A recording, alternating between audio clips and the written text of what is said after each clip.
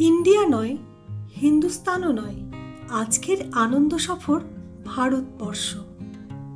মহাবীর আর বুদ্ধের প্রিয় স্থান, যেখানে পিতাকে বন্দি রাখেন পুত্র অজাতশত্রু, যেখানে বিশ্বের অন্যতম শ্রেষ্ঠ চিকিৎসক জীবক সারিয়ে তোলেন বুদ্ধকে।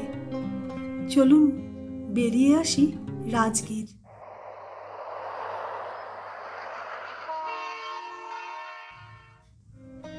আমরা রাজগীর আসি বুদ্ধগয়া থেকে বাই রোড।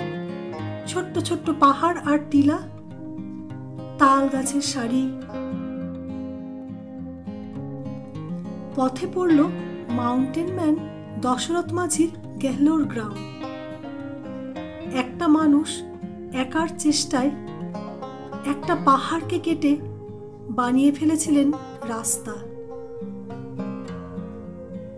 সেই দশরথ মাঝির স্মৃতি বিজড়িত গেহলোর গ্রাম পিছনে ফেলে এলাম।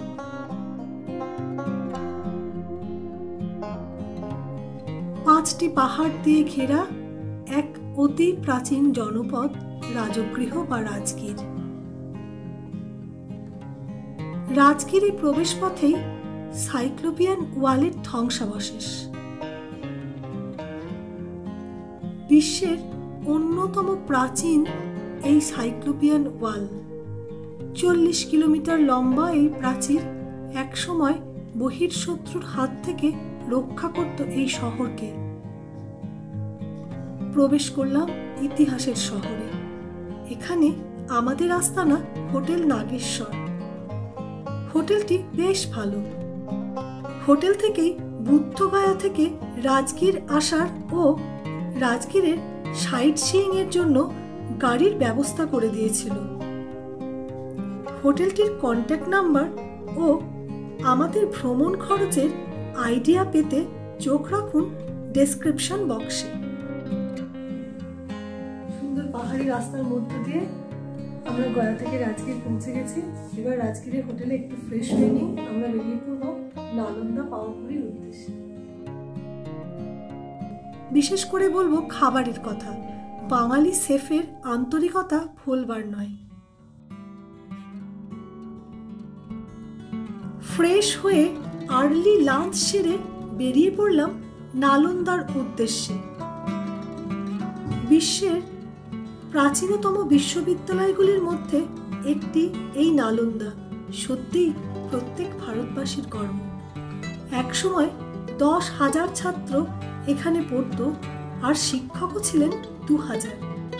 তারপর মধ্যযুগের অন্ধকারে নিভে যায় এই জ্ঞানের প্রদীপ। এত সুন্দর জায়গা, সুদূর অতীতের গন্ধমাখা বর্তমান থেকে যেন অনেক দূরে। রাস্তার উল্টো দিকে নালন্দা মিউজিয়াম। মিউজিয়ামের ভিতরে ক্যামেরার প্রবেশ নিষেধ। এরপর গেলাম জুয়েনজাং মন্দির দেখতে। জুয়েনজাং বা হিউয়েনসাং নালন্দার ছাত্র। তার লেখা বিবরণী নালন্দার ভগ্নাবশেষ উদ্ধারের পথপ্রদর্শক। খুব সুন্দর এই মন্দির।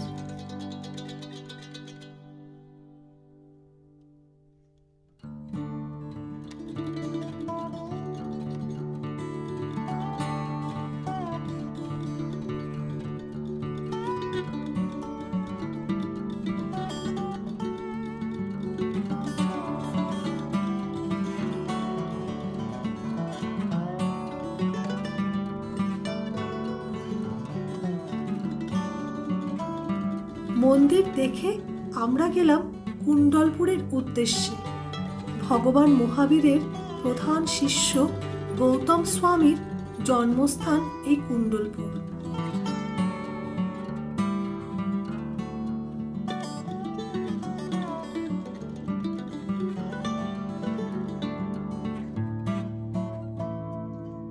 দেখলাম পাওয়াপুরীর অপূর্ব সুন্দর জল মন্দির।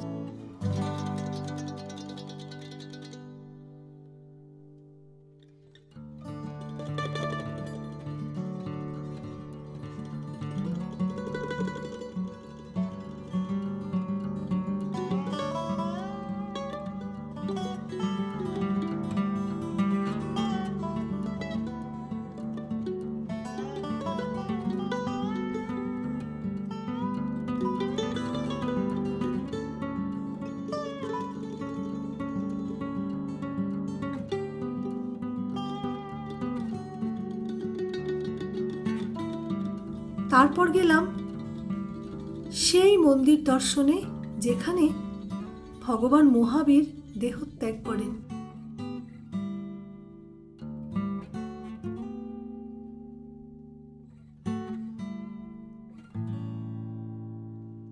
মহাবীরের প্রথম উপদেশদানের স্থানেও এক জৈন মন্দির আছে, দেখে এলাম সেটাও। সেখানে এখন জোর কদমে কাজ চলছে। সূর্য তখন অস্তগামী।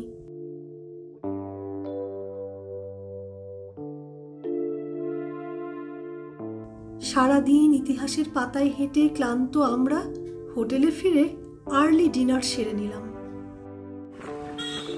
আজকের দিনটা রাজগীর ভ্রমণের জন্য নির্ধারিত।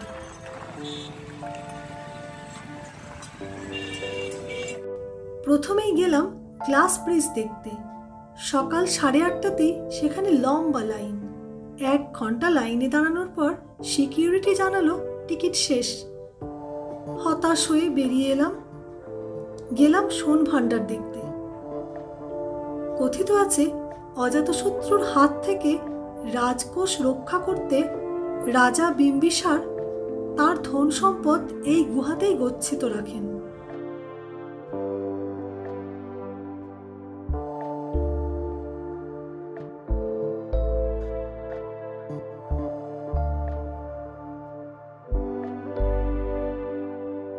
গুহার গায়ে লেখা সাংখ্যলিপি পাঠোদ্ধারেই লুকিয়ে আছে সেই গুপ্তধনের চাবিকাঠি। एक दरवाजे का निशान है। ये दरवाजा है जो बहुत प्राचीन जमाने से बंद है।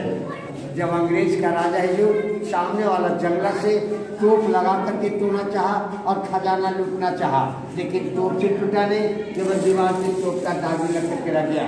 इसी बीच हमारे भारत के प्रथम वैज्ञानिक डॉक्टर जगदीश चंद्र बसु गर्म पानी को टेस्ट कर अंग्रेज को चेतावनी दिए कि इसे डायनामाइट से तोड़ो तो बड़ी बात नहीं टूट सकता है, लेकिन हो सकता है ज्वालामुखी फटे।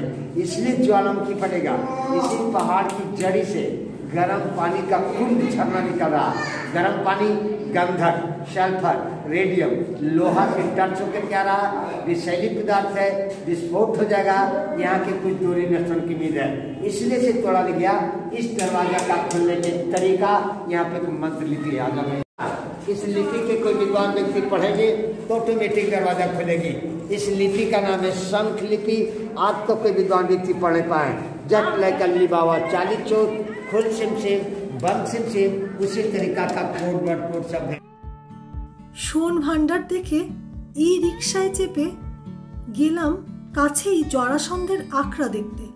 মহাভারতের সেই বিখ্যাত জরাসন্ধ, যার কাছে বারবার পরাজিত হন শ্রীকৃষ্ণ। শেষবার প্রাণহানি আটকাতে রণে ভঙ্গ দেন কৃষ্ণ, আর তাই তার নাম হয় রণছোড়।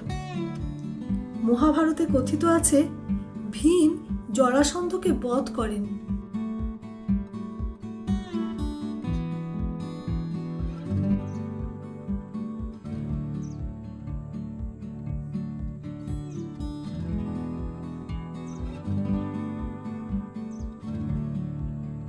ফেরার পথে দেখলাম গ্লাস ব্রিজের সামনে আবার লম্বা লাইন, আবার টিকিট দিচ্ছে।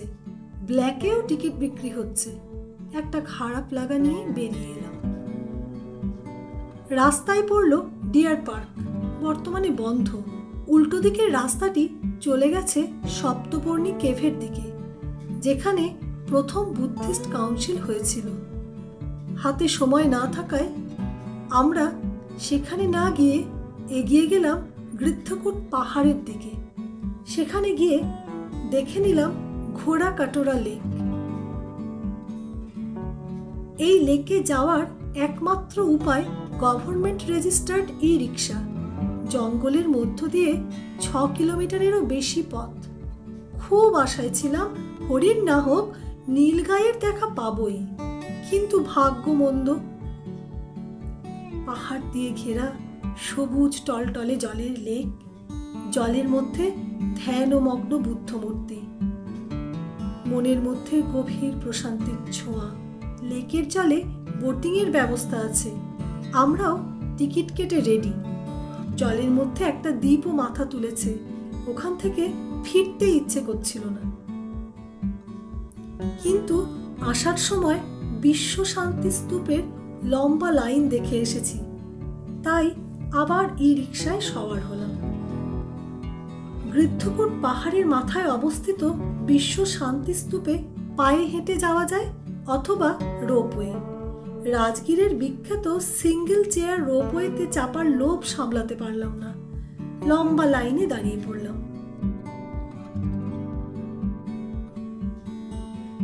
প্রায় 3 ঘন্টা লাইনে দাঁড়িয়ে অবশেষে সুযোগ মিলল।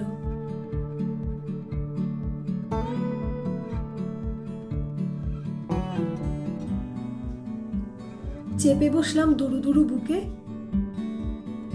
মাঝপথে পায়ের নিচে বাঁদরদের দাপাদাপি সেই ভয় আরো বাড়িয়ে দিয়েছিল। নিচে বেশ ঘন জঙ্গল। এক সময় আস্তে আস্তে প্রাথমিক ভয় কাটিয়ে এনজয় করতে লাগলাম সেই এক্সাইটমেন্ট। 10 মিনিটেরও বেশি সময় লাগলো, পৌঁছে গেলাম। পায়ে হেঁটে একটু উঠেই বিশ্ব শান্তি স্তূপ, জাপানিদের তৈরি।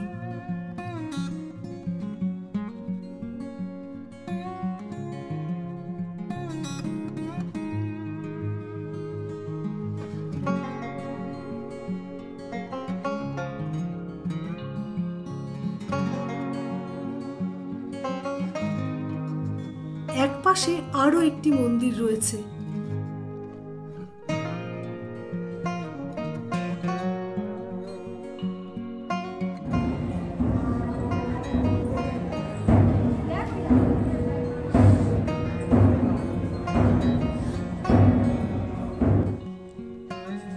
ফেরার পথে আবার লাইন, আবার রোপওয়ে। এবার কিন্তু একটুও ভয় নেই। শান্তিস্তূপ দেখে আমরা গেলাম বিম্বিসারের জেল দেখতে, যেখানে পুত্র অজাতশত্রু বন্দি রেখেছিল পিতা বিম্বিসারকে। এখন তার সামান্য অংশই বেঁচে আছে, সময়ের সাথে সাথে বাকি অংশ মুছে গেছে। এরপর দেখলাম মনিয়ার মঠ। শোনা যায় এই মন্দিরেই জরাসন্ধ নাগ দেবতার উপাসনা করতেন। এর গঠনশৈলী অনেকটা কুয়োর মতো।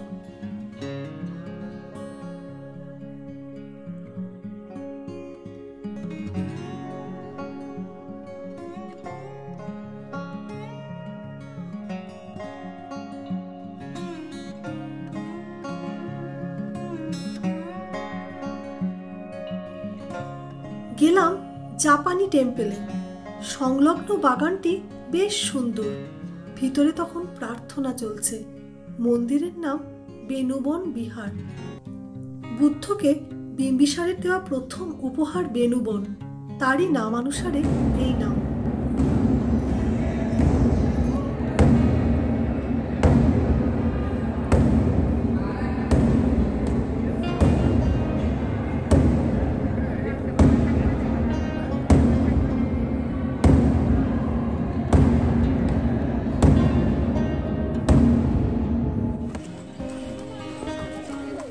অনেকেই টাঙায় চেপে রাজগীরে সাইট সিইং করে, বেশ অন্যরকম মজা। সবশেষে গেলাম পাণ্ডু পোখারে। কথিত আছে মহারাজা পাণ্ডু, পাণ্ডবদের পিতা, যখন রাজগীর আক্রমণ করেন এখানে তার ক্যাম্প করেছিলেন। সেই ক্যাম্পে ঘোড়ার খুরের গর্তে একটা আস্ত পুকুর তৈরি হয়ে যায়। সেই পুকুরই আজকের পাণ্ডু পোখার।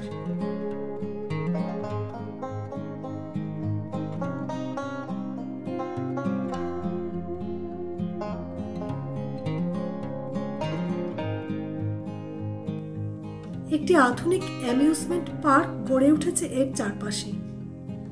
আছে হরেক অ্যামিউজমেন্টের হাতছানি।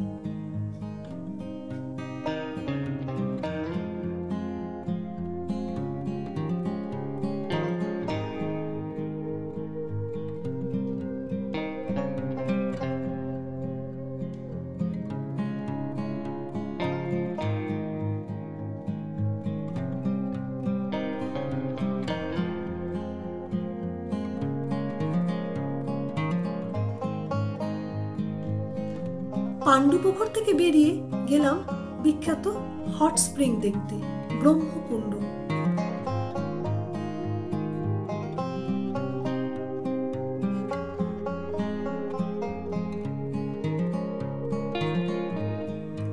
জনশ্রুতি আছে এই জলে স্নান করলে স্কিন ডিজিজ ভালো হয়।